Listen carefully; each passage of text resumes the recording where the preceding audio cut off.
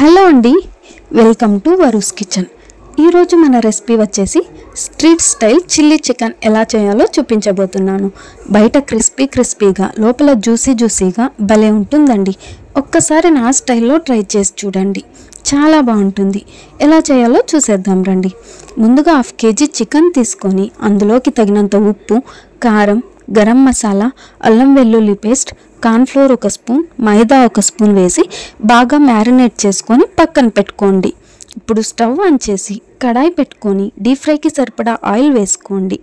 Oil heat అయ్యాక marinate చేసుకున్న chicken వేసుకొని మీడియం ఫ్లేమ్లో బాగా ఫ్రై చేసుకొని ఒక ప్లేట్లోకి తీసుకోండి. ఇప్పుడు ఇంకొక కడాయి పెట్టుకొని 2 స్పూన్ల ఆయిల్ వేసుకోండి. ఆయిల్ హీట్ అయ్యాక సన్నగా కట్ చేసుకున్న వెల్లుల్లి, కట్ చేసుకున్న పచ్చిమిర్చి, ఉల్లిపాయలు, క్యాప్సికం వేసి లైట్గా ఫ్రై చేసుకోండి. ఇప్పుడు ఒక చిన్న గ్లాస్ వాటర్ వేసుకొని అందులోకి అల్లం వెల్లుల్లి పేస్ట్ 1 స్పూన్ వేసి బాగా వేయించుకోండి.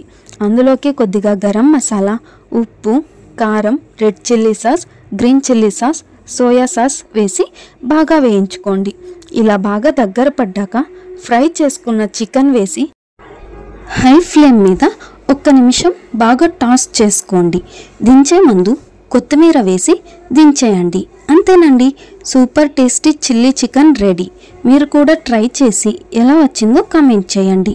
వీడియో నచ్చితే లైక్ చేసి ఛానల్ను సబ్స్క్రైబ్ చేసుకోండి.